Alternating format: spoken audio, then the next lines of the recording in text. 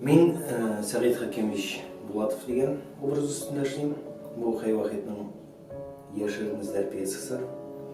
Оңай герой, өз принципларына тоғыры қала тұрған кіші.